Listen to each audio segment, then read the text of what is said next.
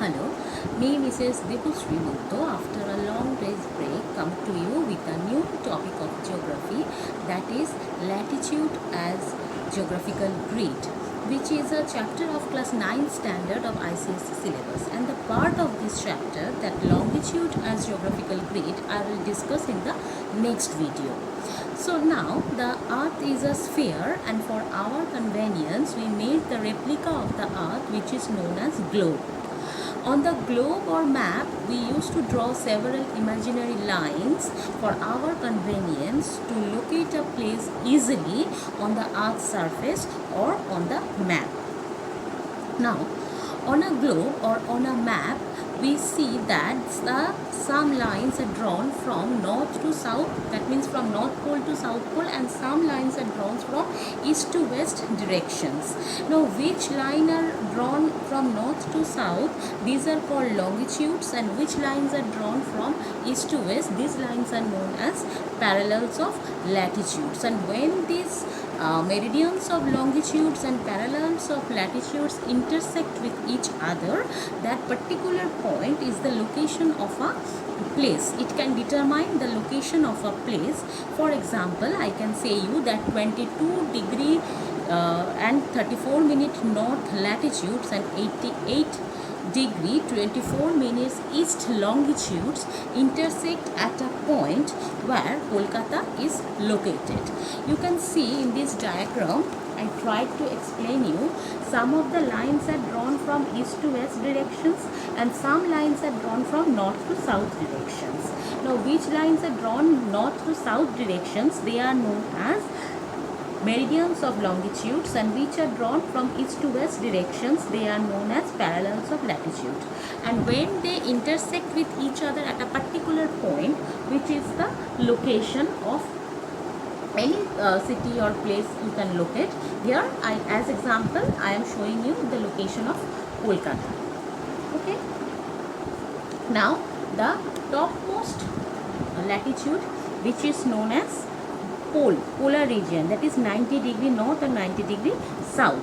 I am coming to this point. Before I am telling you the definition of latitude. What is the definition of latitude? Latitude is the angular distance of any place from the equator as measured at the center of the earth. Now what is the concept of latitudes, that I am telling you, and with this diagram it will be helpful. You see the diagram. The equator represents the 0 degree latitude. In the middle of the earth, the equator represents the 0 degree latitude. So there are 90 degree parallels on the either side of the equator at 1 degree interval. It can be noticed that on the globe that the equator is the largest possible circle and it is drawn at the middle of the globe. Hence, the equator is known as greatest possible circle. And from the equator, there are 90 parallels in the northern hemisphere and 90 parallels in the southern hemisphere. The topmost is known as North Pole and the lowermost is known as South Pole. The other circles become smaller and smaller away from the equator.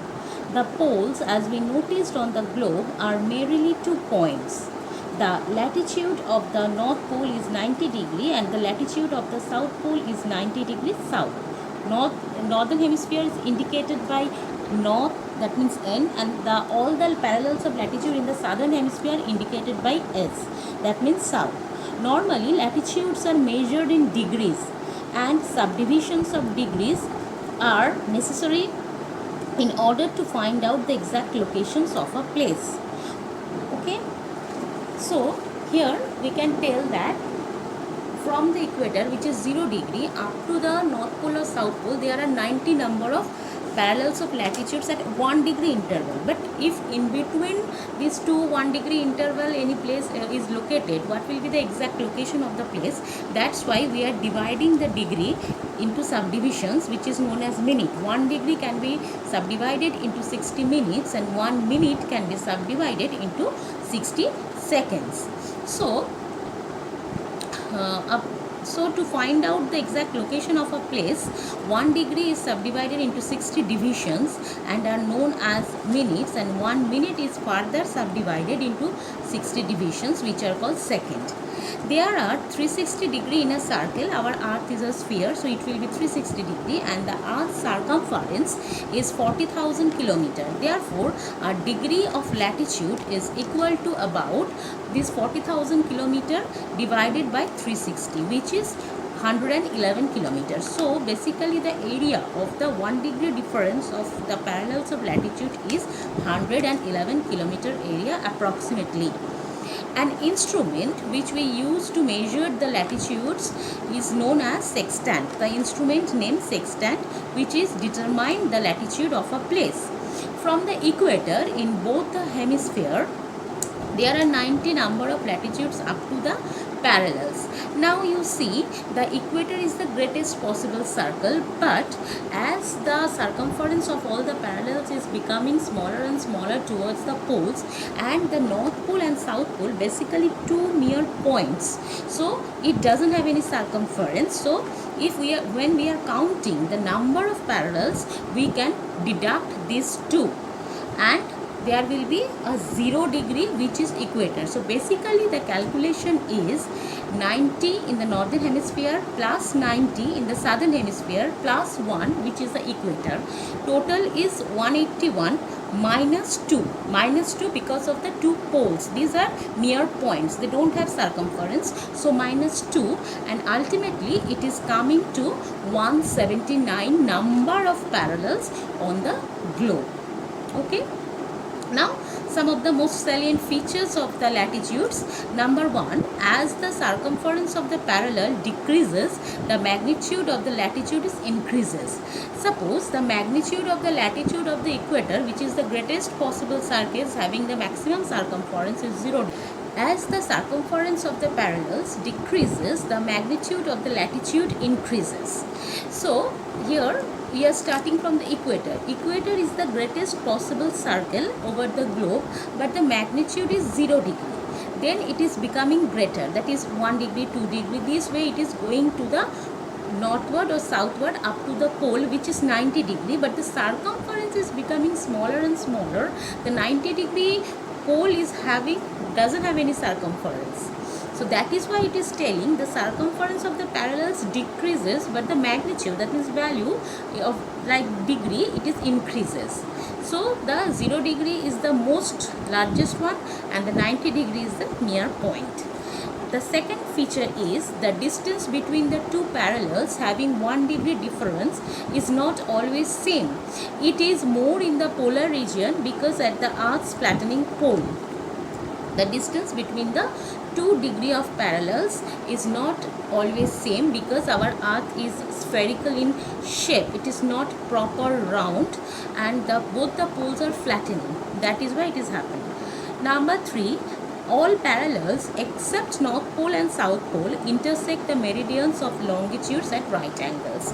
You can see in the diagram that when the meridians and the parallels are intersecting, they are making right angle. Okay, they are cutting each other with right angles. Poles are only near points, but the other parallels with the meridians, they are cutting at right angle. Important parallels of latitudes and their uses. There are some of the latitudes in both the hemisphere which have distinctive features. First I am telling you, then I will explain with the diagram. First one is the equator. Equator, it is an imaginary line drawn at the equal distance from both the pole. It encircles the Earth's midway. The latitude of the magnitude of this parallel is 0 degree. The sun exists on it overhead directly. The sun gives direct sunlight on the equinoxes. The dates are 21st March and 23rd September. The next important line parallels are Tropic of Cancer and Tropic of Capricorn. Tropic of Cancer in the northern hemisphere, the value is 23.5 degree north. Tropic of Capricorn, the value is 23.5 degree south. They both are important in this way that the Tropic of Cancer lies horizontally north of the equator in the northern hemisphere, solstice on 21st June, the sun lies over it on this latitude, and this is the last limit of sun's northward movement, beyond which the sun never reaches overhead in the northern hemisphere. The next one is Tropic of Capricorn. It lies 23.5 degrees south of the equator, and at December solstices on 22nd December, the sun is overhead on this line, and beyond which the sun never reaches overhead in the southern hemisphere. The next important line is Arctic Circle and Antarctic Circle. Arctic Circle is 66.5 degree north. It lies at 66.5 degree north of the equator on 21st June during summer solstice. The Arctic Circle receives only tangential rays of the sun. The entire area beyond the Arctic Circle up to North Pole, that means 90 degree, has 24 hours daylight during this time. The Antarctic Circle is 66.5 degrees south. It lies 66.5 degrees south of the equator on 22nd December. The Antarctic Circle receives tangential rays of the sun. Daylights prevail for 24 hours beyond the Antarctic Circle and up to the South Pole at this time. Next one is North Pole and South Pole. These are only two mere points. Sun never reaches there, direct sun rays. The shadow circle reaches both the poles only on equinoxes. They remain in the polar region. We can see 6 months daylight and 6 months night, continuous night. Now what are the uses? Before uses of parallel, I can show you this. This is the heat zones of the earth or the climatic zones of the earth on the basis of the parallels of latitude. From the 0 degree equator up to the 23.5 degree north and 23.5 degree south, this area is getting the direct sun rays, beyond which the direct sun rays never goes. So this is the hottest place and known as the Torrid Zone, and the continent or regions whatever is located in between this area, they are getting the direct sun rays. They lies in the Torrid Zone. Beyond, and the dates are from equinoxes to summer solstices to again equinoxes to winter solstices again to equinoxes. So this is the area. The next one is from Tropic of Cancer to Arctic Circle, and from Tropic of Capricorn to Antarctic Circle. That is 23.5 degree north to 66.5 degree north, 23.5 degree south to 66.5 degree south. This is known as temperate zone because this area is getting the tangential sun rays, and this is known as temperate zone. They never get direct sun rays. They are neither too hot nor too cold. So this is known as temperate zone. Beyond temperate zone, from 66.5 degree to up to 90 degree north, and from 66.5 degree south to up to 90 degree south, this is known as frigid zone. They are the coldest place of the earth's surface. The sun rays never goes there. They are facing 6 months daylight and 6 months night.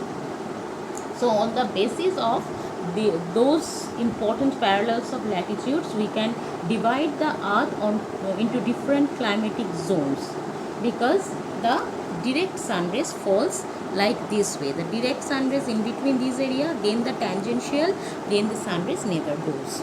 Okay. The next topic is the uses of latitudes are.